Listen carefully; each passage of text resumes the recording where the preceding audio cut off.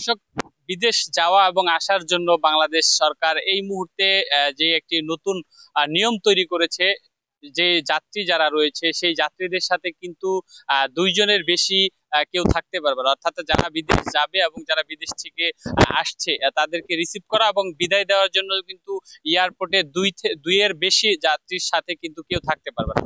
সেই নিয়মটিকে তারা এই মুহূর্তে যারা বিমানের যাত্রী রয়েছে তাদের সাথে যারা রয়েছে তারা কিভাবে দেখছে সেটি আমরা আজকে আপনাদেরকে দেখানোর চেষ্টা করব। চলুন আমরা সেই বিমানবন্দর থেকে ঘুরে দেখি এখানকার যাত্রীর সাথে যারা রয়েছে তাদের যে প্রতিক্রিয়া। আলহামদুলিল্লাহ, খুব ভালো লাগে। এখানে বেশি গ্যাদারিং করাটা এটা তো উচিত না। অবশ্যই সবার জন্য ভালো অবশ্যই।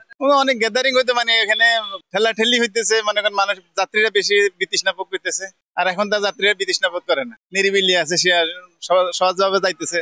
তারপর টলি গাড়ি অ্যাভেলেবেল পাওয়া যায়, আগে তো টলি গাড়ি গুলা পাওয়া যাইতো না।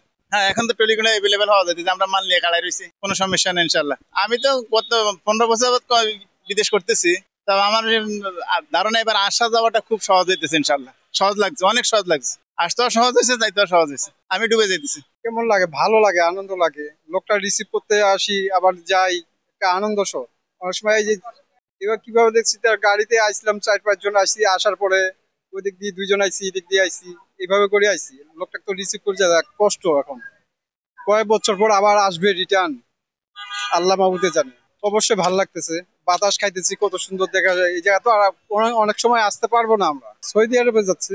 অনেক মানুষ যদি ভিতরে যায় তাইলে ভিতরে অনেক জাম হয়ে যায়, বের হয়ে যায়, এটা খারাপ দেখা যায়। তখন তো অনেক ভিড় হয়ে যেত, যাত্রীর জন্য অনেক হয়রানি হইতো, আপনার ট্রলি খুঁজে পাইতে ঝামেলা হইতো।